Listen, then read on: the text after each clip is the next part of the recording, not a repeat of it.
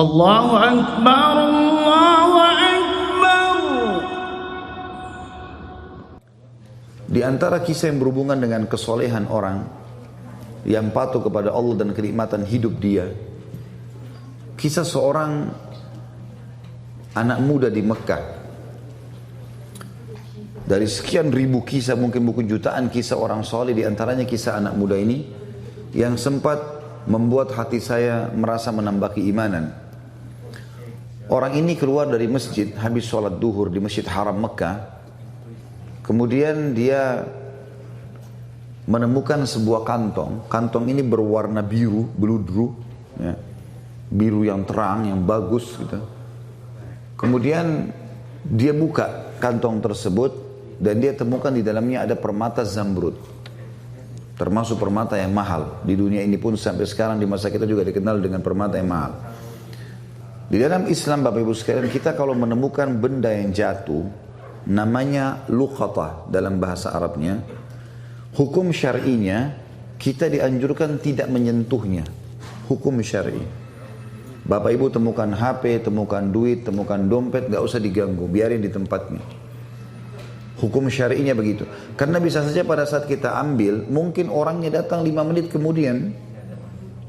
Tapi kalau Bapak Ibu memang mau mengambilnya dan mau mengiklan, kalau mau mengambilnya syaratnya harus dia mengiklankan selama setahun.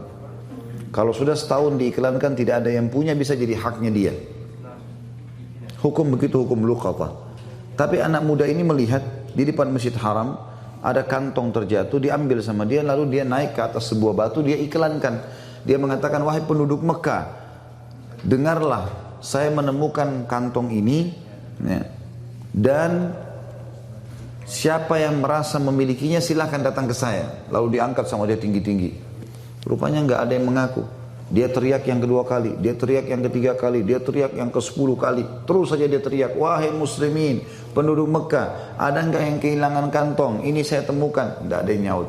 Akhirnya dia bilang, karena di situ juga ada banyak pedagang-pedagang, maka dia bilang, wahai penduduk Mekah, kalau seandainya ada yang merasa barang ini milik dia, kalian sudah tahu rumah saya. Kebetulan orang-orang Mekah tahu rumah dia, karena dia penduduk Mekah.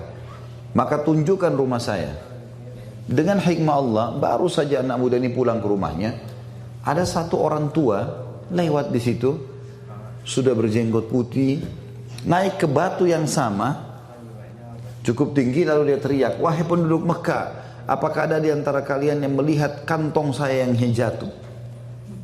Sekali dia bicara, orang masih belum terlalu dengar, karena waktu itu tidak ada pengeras suara kayak kita sekarang.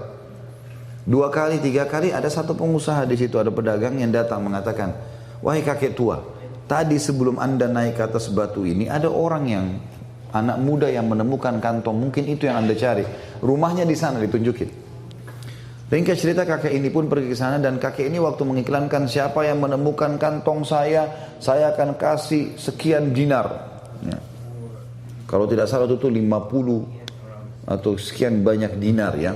Jumlahnya cukup besar.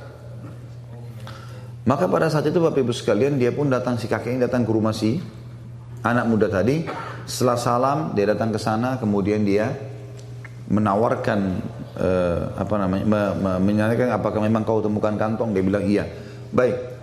Kemudian anak muda ini mulai menanyakan apa ciri-cirinya. Disebutkanlah cirinya semua seperti ini. Sebenarnya ini juga sifat orang muslim, ya, orang mukmin. Dia tidak boleh juga begitu orang mengaku main kasih saja. Perlu ditanya sama dia, dipastikan supaya jangan ada kesalahpahaman. Setelah dia pastikan semua memang betul punya kakek ini, maka dia pun memberikan. Dia pun memberikan kepada anak kakek tadi. Si kakek ini juga mengeluarkan uangnya tadi yang dia mau kasih, karena dia sudah janji mau kasih. Anak muda ini tolak, enggak, saya enggak mau. Saya tidak pernah mengembalikan dengan niat dibayar. Lalu orang tua itu mengatakan, tapi saya sudah niat. Dia bilang, enggak bisa, saya tidak mau. Terus saja si kakek tua ini mendesak anak muda untuk terima balasan. Dia bilang dia tidak mau. Sampai akhirnya si kakek tua ini sudah putus asa, dia nggak bisa berikan, dia pulang. Ringkas cerita Bapak Ibu sekalian, 3 bulan setelah itu, setelah kejadian ini, si anak muda ini merasa kehilangan atau kekurangan dari sisi pendapatan. Maka dia dalam hatinya tersirat, dia mau keluar dari Mekah, cari pekerjaan di luar Mekah, karena Mekah waktu itu belum zaman seperti kita sekarang. Dia bilang saya mau cari rezeki, mau cari modal, nanti saya kembali lagi ke Mekah. Dia menuju ke Jeddah, ya, yang sampai memang dari zaman dulu sudah pelabuhan di sana. Dia naik kapal, kemudian dengan niat mau pergi ke satu negeri di Afrika sana cari kerja. Di tengah lautan subhanallah kapalnya dihantam oleh ombak, hancurlah kapal itu. Hancurlah kapal itu. Waktu kapal itu hancur Bapak Ibu sekalian, anak muda ini berhasil selamat. Dengan hikmah Allah dia berpegang pada sisa potongan kapal itu, kayunya dia bersandar. Tapi dia pingsan. Dia sadar waktu sudah ada di tepi lautan. Waktu dia tiba di tepi lautan, dia kaget. Ini sudah menjelang subuh waktu itu. Malam menjelang subuh. Dia kaget, dia bangun, dia coba lihat pesisir pantai tersebut. Dia lihat bangunan terdekat ada satu masjid. Tapi tua. Masjid ini sudah tua. Penuh dengan lawak-lawak gitu. Sudah kayak masjid tidak diurus. Dia lihat ya, sarang laba-laba.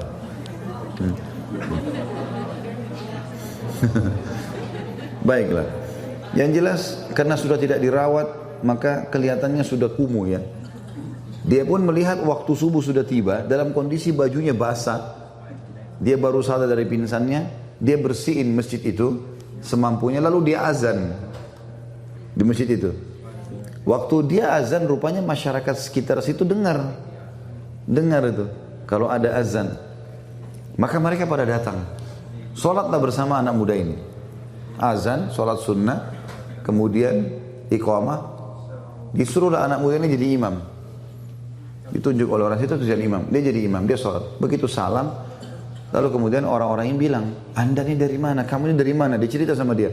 Saya dari Mekah, saya naik kapal, kemudian kapal kami tenggelam, saya tiba di sini pinggir pantai, saya ada masjid, udah nggak dirawat, saya bersihkan, sudah waktu subuh saya azan. Kata mereka kebetulan kami butuh imam, bisa nggak jadi imam di sini? Sekalian mengurus masjid ini, nanti kami kasih gaji. Baiklah, tinggallah anak muda tersebut 3 bulan. Jadi sekarang sudah 6 bulan peninggalkan 6 bulan dari kasus ketemu sama si kakek tadi. Kakek itu tinggalkan rumahnya tadi di Mekah 3 bulan, kemudian dia baru keluar dari Mekah. Setelah itu tiba di pulau ini 3 bulan lagi dia tinggal jadi imam.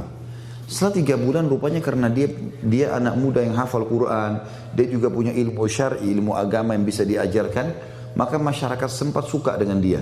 Lalu dimintalah dia untuk menikah dengan salah satu anak gadis di pulau itu gitu. Apakah kami mau kau nikah dengan anak gadis ini? Bersedia? Dia bilang baiklah. Dia mau menikah karena memang dia masih bujang belum menikah. Kemudian pada saat itu Bapak Ibu sekalian didatangkanlah wanita. Seorang anak gadis pakai cadar. Tapi di bagian lehernya wanita itu ada kalung. Dan kalung itu diikat, ada permatanya. Permatanya itu batu zamrud warna biru. Maka si anak muda ini waktu perempuan tadi datang di depannya, buka cadarnya, matanya tertuju ke batu itu. Orang-orang di sekitar itu bilang, hai anak muda, kau zalimi perempuan ini. Kami datangkan untuk kau lihat wajahnya. Sunnah Nabi SAW kalau mau menikah, melihat wajah wanita dan telapak tangannya. Tapi kenapa kau lihat perhiasannya? Gitu kan. Kata anak muda ini, saya punya kisah dengan perhiasan ini, batu ini. Saya sangat yakin batu ini yang saya temukan 6 bulan lalu di Mekah. Dan kisahnya saya temukan, saya iklankan, terus datang seorang kakek tua yang mengaku. Begitu dia bilang kakek tua, tiba-tiba ya, orang-orang di masjid itu mengatakan Allahu Akbar, bertakbir semua. Kata anak muda ini, kenapa kalian bertakbir? Kata mereka, apa kau tahu siapa kakek tua yang kau temuin itu? Dan kisah yang kau sampaikan tentang batu permata, betul permatanya ini dia. Kata anak muda ini, tidak, saya tidak tahu. Kata mereka, itu adalah ayahnya anak perempuan ini. Ayahnya anak perempuan ini. Semenjak dia pulang ke pulau ini 3 bulan lalu, gitu kan, 6 bulan lalu dia pulang ke pulau ini, dia bilang dia selalu cerita tentang kamu. Dan dia meninggal sekitar 3 bulan, beberapa hari setelah dia pulang. Dan itulah sebabnya kenapa masjid ini tidak diurus, karena dia dulu imam di sini, nggak ada yang bisa gantiin. Dan dia sebelum meninggal berdoa, dan kami dengar dia berkata, ya Allah, jadikanlah anak muda di Mekah itu jodoh anak saya. Itu kisah nyata. Kata anak muda ini, subhanallah, saya menikah dengan istri saya ini, Maka permata itu yang tadinya dia kembalikan karena Allah nggak mau terima balasan, gitu kan?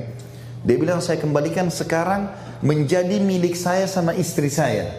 Berjalan 6 bulan pernikahan selanjutnya, dengan hikmah Allah ajal istri saya datang meninggal, maka saya menjadi pewaris tunggalnya permata itu. Dia kembalikan tadi karena Allah, Allah balas dia, permata itu jadi punya dia. Kuasa Allah Subhanahu wa ta'ala.